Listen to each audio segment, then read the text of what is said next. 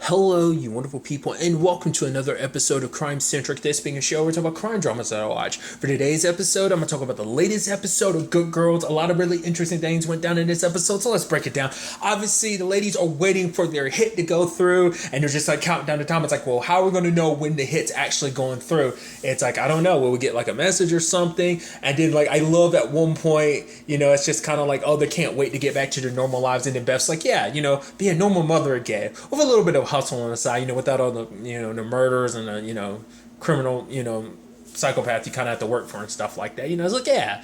And it's like, and I love that Annie's the one that's like, yeah, it's done. It's like, how can you tell? It's like, because that dog's over there looking at us, and she's like, almost implying like the dogs don't just stop and stare for nothing. It's like his soul has moved on, and they're like, yeah, it's 11:01, it's done. They're getting on with their lives. I love everything Ruby has to deal with this episode because it's like, yeah, Stan. Sarah invited that family of the girl family who gave her her kidney, and it's like, wait, what?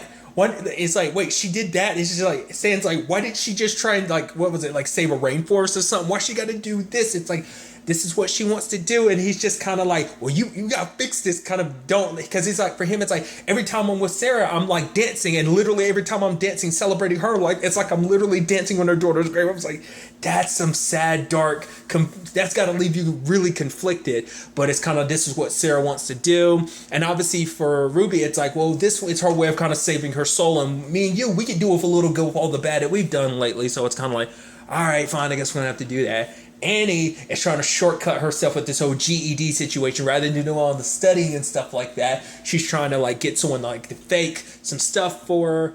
And Beth is on top of the world. She's celebrating. It's like, yeah, she's free of Rio. She's dancing, enjoying herself. And then Rio's like, what you celebrating? She's like, nothing. So it's like, I figured as much that it didn't go through. Part of me was like, oh, did they find out about him and kill him? And I love she goes to the car wash with him and everything.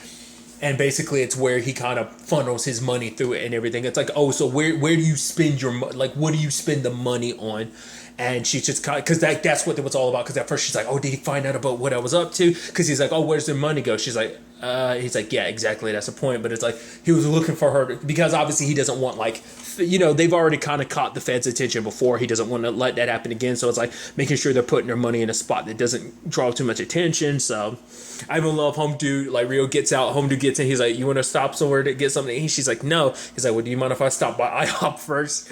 But nevertheless, and I love that it's like what Beth, Annie, and Ruby are just like, wait, why is this? How is he still alive? Like, the fact of the matter is we paid for this to get done and it's not done. And I love Beth being like, I want him to pop up in one of your lives. The fact of the matter is, and you have to come up with something on the last minute and stuff like that. And Ruby's like, we wouldn't even have to worry about coming up with something last minute if the job that we paid for got done. That is the interesting thing though. Like, he usually, if he pops up on them, it's all three of them or Beth. I mean, Beth is the one that she's kind of like head, queen bee to this operation. So I guess that's why he interacts with her. Plus, they have the relationship. But it's so interesting because he never has a one-on-one with Annie nor Ruby. So I'm curious. Well, the last time was when Beth was kind of out and it was just them, handling things kind of. So that's the only time that's really happened. But he's never really had the intimate relationship with Ruby or Annie the way he does with Beth. But nevertheless, I love their asking. It's like, oh, I want to talk to Fitz, and it's like, oh, and then the lady comes back and she's like, yeah, he's busy, and Ruby's like, he's here. She's like, yeah, but he's busy. Tell him it's Beth Bola, and she's like, oh, okay. She's typing on the computer, and they're looking like, what the hell? And I love that dude walks up. Oh, how long? He asked her something about the store. She's like, why would you ask me that? He said, oh, I just saw the shirt. I just assumed you worked there. I was like, oh, that's a little kind of messed up. But the fact of the matter is, they have to wait outside because basically he gave them an invoice and stuff like that. They're like, wait, what? Like, there was some therapy thing that he was talking about, and Annie was like, what, for his trigger finger? And then they're watching him and he's walking out with a suitcase. They're like, oh, that's a cello case. It's like, and even it was interesting because Annie knew exactly what the case was. She's like, oh, because of the neck of the case and everything, she knew it was a cello. But it's like, oh, no, and Beth was like, it's not a cello, insinuating it's a gun. And so they're creeping along and they're following him, and it's like, oh my god, it's a mob hit. But he pays a dude, got some candy, goes to like a nun or whatever, and you're like, oh my god, like who would want her dead? And he's like, oh, he gives some money, goes along. Oh my god, it's a school. And then he's like, his daughter runs up to him and they're like, oh. So I love that literally every time they keep getting wrong, and then he turns and looks at them, and I love that he walks off. He's like, we gotta get out of here. And Beth's like, what do you want me to do? He's already seen us. And then he's like, don't roll down that window. And then he taps on it with a gun. So part of me at first was like, okay, so is he not the guy that he claimed to be? Is like, what's up with this? But it's like, no, he really is the real deal. He just bailed out of it because he found out, which also shows you he's really good at his research. The fact is he found out about Beth and him. It's like, yeah, which one of you had a relationship with him? And it's like, what does that matter for him? Like, for one, and I loved him being like, was it you talking to Ruby? I think he was insinuating, did they kind of have a thing on like her mobility like thing? Like, I think he was kind of insinuating that, or Annie.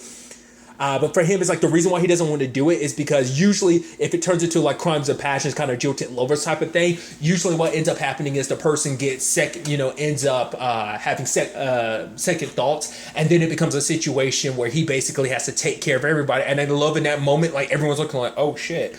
And then he's like, plus I have to do it on my own dime. So it turns into like a situation of like, he probably doesn't net as much profit because like, well, it didn't go through the way he wanted to, and he also has to pay for the extra amount of effort he has to go through to get rid of everyone involved. So I thought that was kind of interesting. So,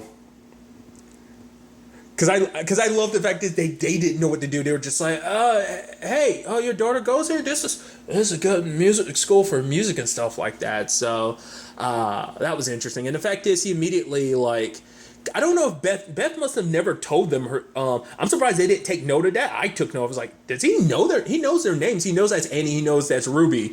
I don't think Beth ever mentioned the others. Maybe she did. Like, I mean, we only got part of the conversation. There could have been more to the conversation we just never saw. But basically, he was trying to understand the relationship of the situation. And obviously, because of this money issue, Annie could not afford the fake ID and the GED stuff, like, to get it all fake, because Home Dude was like, oh, like, if you're gonna, like, the last thing I want is, like, if I let you slide with this, all the losers out there are gonna want, help with all of this too. So he's like, I'm cutting you off because you don't have the money necessary, like, gonna pay me for all of this. Kind of sucks on her part. And then there's also like, but I do love that Ben found out, like, wait, what are your books doing in the trash? And she's like, yeah, I'm just calling it quits on the test. She's like, fine, if you're going to stop, I'm going to stop too. And he was like, wait, what? And it's like, Ben was going to jump all his bag with all his papers and stuff like that down like the trash chute. And she's like, that's like half your grade or whatever. And it's like, wow, just work at the mart. It's fine by you. And just that in that moment, it's just like, and he's like, it got to suck because it's like, shit, I've got to be a responsible parent right now. Jeez, And so it's kind of sucky that Ben like basically extorted you into that situation. But we see kind of like the study montage, I think is kind of neat. And then we see her kind of taking the test, but then later on we find out she failed. And I even love when Josh is talking to her, he's touching the part of the bed, and then we see her pop up at the other end. So basically he's been talking to her feet the entire time. I thought that was kind of adorable. But the fact of the matter is, it's like they say she had the intelligence of like grade wise, she was on like the higher end of a sixth grader or something like that, which is like, oh, that's a little heartbreaking. So he takes her out for drinks and they're laughing and having a good time and everything, and it's just like, oh, and it just like, oh, I guess we're kind of past all that kind of weird awkwardness of her kind of basically kind of trying to sabotage your relationship to a certain extent. I guess we're just kind of moving past that. But then it turns out like, oh, he proposed to Lila, and it's like, oh, congrats. And it's just like there is that spark that Annie had brought up before. It's there between them, but for him it's just like, I'm in this relationship, and I think for him he feels bad if he ended all that and got with Annie. Plus it's like, that's his patience, and that's a whole bunch of layers of inappropriate, being the doctor. I mean, to be fair, Annie's kind of had a few inappropriate relationships, because let's not forget like the whole Noah situation, because it's like you were with the FBI agent who was investigating you, your family, your sister, and your good friend. So it's kind of like,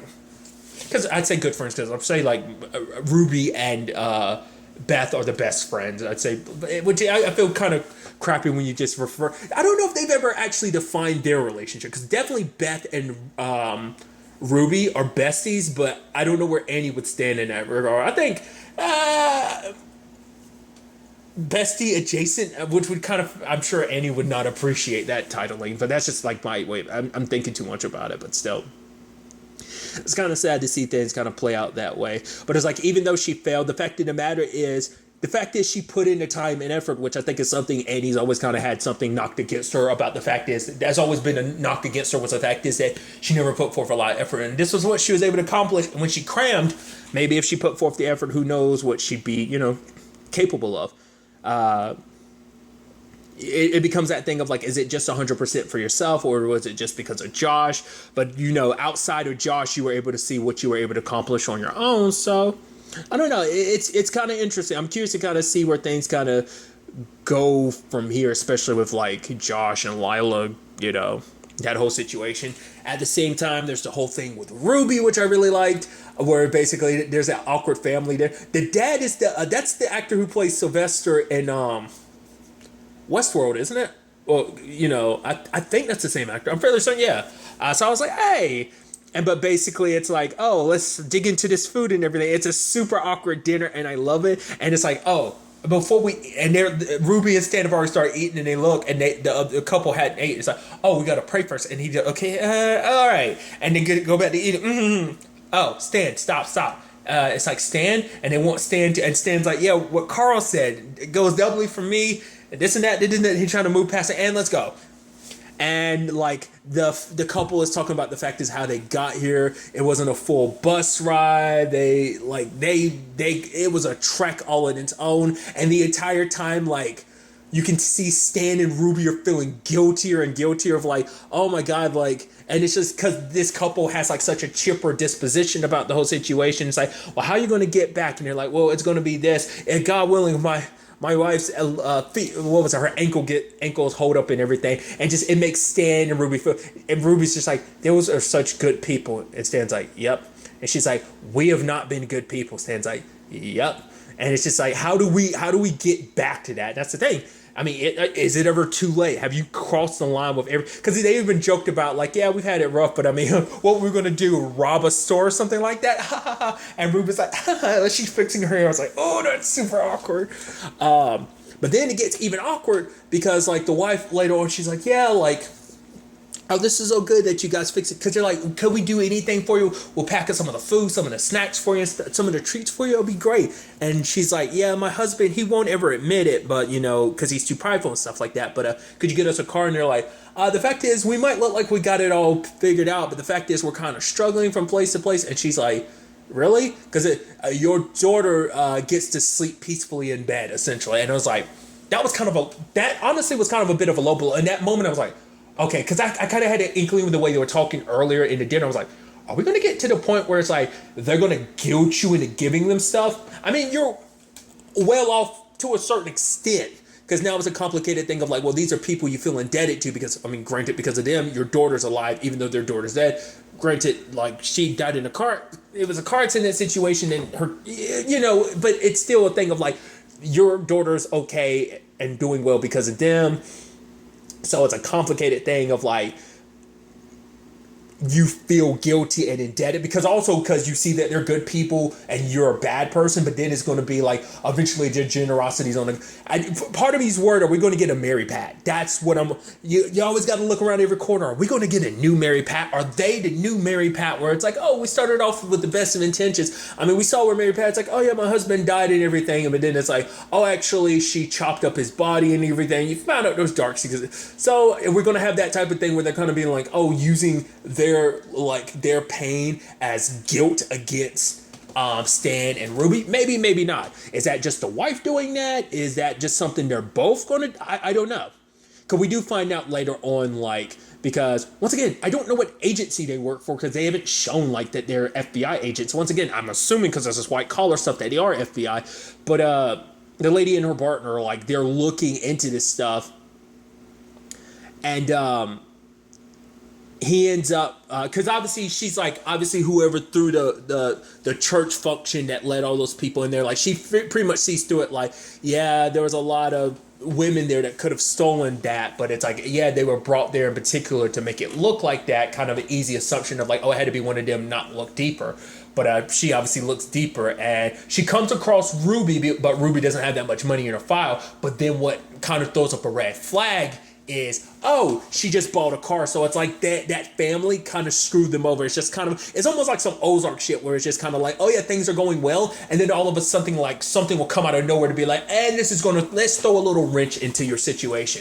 So that was kind of their wrench. And it also points out that Ruby works there too, so that's not good. So there's that side of things. Then there's a whole situation with obviously Dean tried the whole like because it's a food delivery thing, like kind of like a insert places that deliver food for you type of situation. Because I feel like it'd probably be weird to name specific ones, but you're aware of the ones that exist. So he was kind of doing that, kind of failed at it. But he wants to kind of run another business because Beth is like, oh no, what do you want to do? And he basically wants to kind of, sell tubs and stuff like that. And Beth suggests this to Rio as a business plan. And later on, Dean's like, oh yeah, I don't know where the kids are. And Beth's like, kind of like, oh, well, he's like, yeah, they're here somewhere. And she's like, hopefully alive. But basically he presents to her like what's happening. And then he's kind of like, thanks Beth for, getting me, kind of get me up and making me kind of push myself to do this. And she's kind of walking away. It's not a full smile on her face because I think for her she feels guilty because Dean doesn't realize that this is just going to be a front for their money, so it's kind of like she doesn't tell him the ins and out of like this also serves another purpose for her. So I think she feels guilty because it's like, oh yeah, he's so happy about this. I threw this out there as an option for him, but I didn't tell him that this was also an opportunity for me because it'd probably make him feel bad, but it'll probably make him feel even worse when he finds out the truth that I've been lying to him and I just manipulated him into this situation. Things are good. They're like rocky because things are good at one moment. They kind of fall back just because of the whole complicated Rio thing and just everything that she's up to criminally. So there's all that. But there's also, interestingly enough, like Beth obviously goes to visit Fitzpatrick about this whole situation, and she's trying to get an understanding of like, okay, so what are like all this stuff like in your payments and stuff like that. He's like, basically it's this, and this. He's kind of explaining like, oh, the rundown of like where Rio goes, and he's like, well, this is an opportunity here. Well, this might also be an opportunity here and stuff like that. And actually, Beth is actually kind of impressed, and even I'm like, okay, so he's no slouch. He does his research. Because he even find out like a lot about Beth too. He's like, I don't understand how someone with your background, who you are, being a mother of four and everything like that, never having been in a criminal world, meets up with a guy like that. And she was like, I was bored. And he just kind of accepts it. I was like, oh, is he going to read more into that or not? But he ends up wanting to meet with her. And he's like, okay, so we can basically put it into, like, basically for him, it's like, basically he's got the gun lined up and everything. He's like, okay, I can make this happen right now, but you have to give the word. And she's like, wait, what? Why is it me? I'm paying you to pull the trigger. He's like, yes, but the fact of the matter is I know that you have no second thoughts if you tell me to pull the trigger right now. So you decide. And Beth was trying to decide, and just in an instant, she's like, yes, do it now. He pulls the trigger. I was like, are you going to end up shooting the wrong guy? Is that what it's actually going to end up being?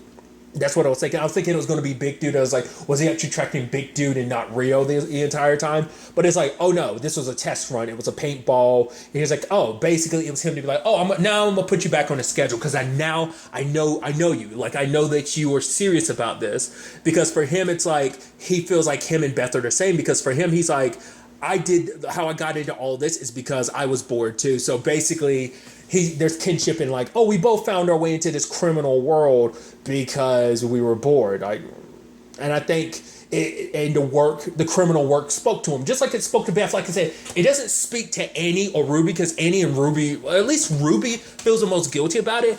Annie doesn't seem like it's just kind of like I'm tired of the danger and stuff like that. It's so interesting because Beth is the one that's on the most extreme side of things. Like even like I said, even if Rio's taken care of, she's like, I'm gonna go back to being a normal mom with kind of a criminal side hustle, sure. But Ruby wants nothing to do with it. She wants to be a good person again. And he's the one we're not 100% sure on. Like, it seems like she kind of wants a little bit of everything potentially. It's like, oh, the money, cool. Not having to deal with all the dangerous stuff would be cool too. So it's a combination of she kind of represents kind of that middle ground between Beth and Ruby, I think. And at least kind of how they set things up right now. So I am curious to see how this hit situation really works out. Like, is it going to really be that easy? Like, I mean, because even Ruby was kind of almost to the point where she's like, this guy can't die. It's just kind of like, it's just, because every time something comes up for them to kill, it doesn't work out. So I'm like, I don't know. I'm also, hopefully this gives us an opportunity to learn more about Fitzpatrick, that he will be around a little bit more. Maybe not. It depends on how everything plays. I mean, especially with, once again, potentially the FBI, because once again, we don't know what agency those agents are working for. But like I said, I'm under the assumption they're the FBI. Like, obviously, they're going to be looking deeper into this. All while Beth is trying to put out a hit, probably drawing too much attention already. I mean, that was already something Rio was already worried about now, but now it's coming back, especially for Ruby at the time that they're dealing with this stuff. I mean, depending on if that family's still sticking around, I think they probably got in the car and bounced. But like I said, they might come back with more open hands, and that might draw too much more attention. It's going to be a whole bunch of crap that I'm curious to see where the hell all this ends up taking us going forward into the next episode. But really, that's all I'm going to talk about. Until the next time we meet, be happy, be safe, live life to the fullest, and enjoy it. Good day and good